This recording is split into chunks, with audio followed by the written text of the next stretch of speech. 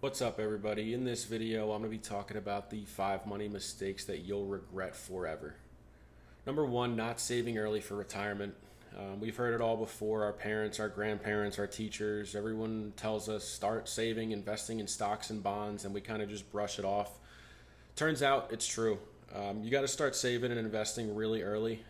If you don't, it could be the difference of hundreds of thousands, if not millions of dollars when you come time to retire. Just the difference between starting at the age of 25 versus the age of 35. If you invest like $200 a month for 30 years, starting at the age of 35, you'll end up with like 270,000 or somewhere in that neighborhood.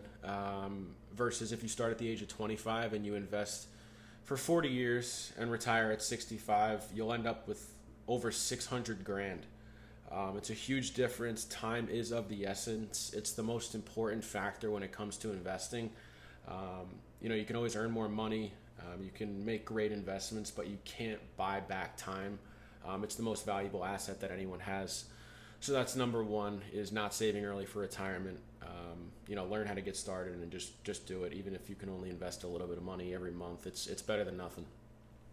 Number two, living beyond your means. We all know people who purchase cars they can't afford, run up credit cards, go out, eat at expensive restaurants, buy designer clothes.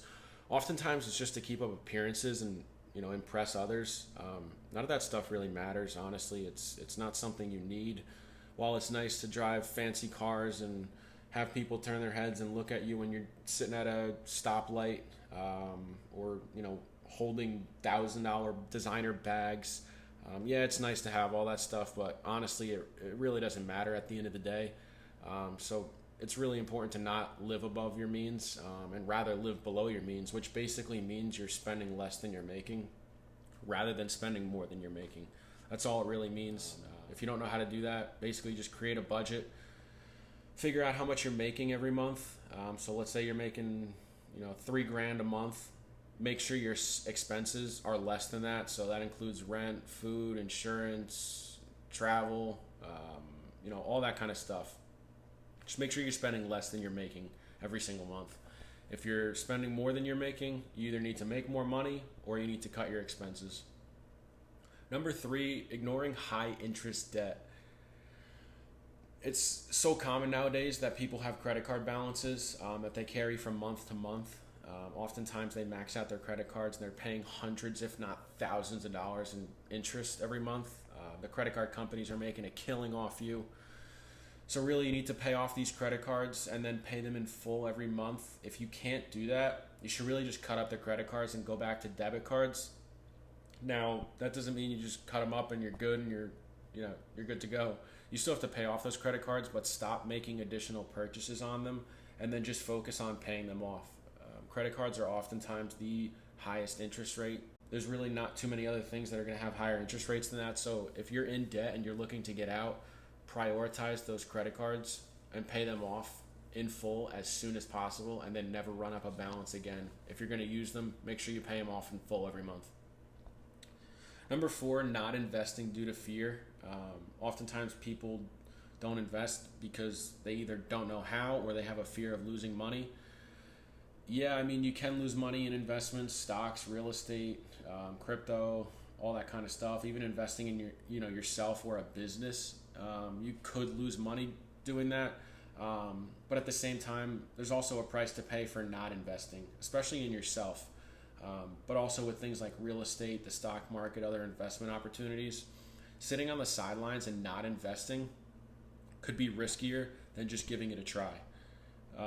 With inflation and interest rates, if you put your money in a savings account, or even worse, just let it sit in a checking account, you're going to end up losing money due to inflation. So it's really important just to get started in investing and give it a shot. You can kind of learn along the way. I'm not saying put your whole net worth into one investment, but it's important to just get started, and you will learn along the way. The fifth and final mistake is going to be not educating yourself financially. Unfortunately, our school systems don't teach us about personal finances. I don't understand why, considering that whether you're a nurse or a doctor or a teacher or an athlete or a construction worker or a police officer or basically any other profession or career path, you're going to need to know a little bit about personal finances, budgeting, taxes, investing, how interest works, how debt works. Unfortunately, they don't teach us that stuff in school. Instead, they teach us things that we're going to end up forgetting within 6 months of learning it. We probably end up using maybe 15% of the stuff we learn in middle school and high school. College is a little more applicable depending on what you study. But either way, they don't teach us about this stuff in school, so it's important to teach yourself about personal finance.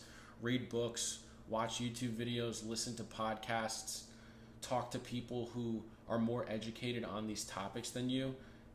And then you can begin to educate yourself, expand your knowledge, and kind of venture off into different areas of personal finance that'll ultimately benefit you in the long run.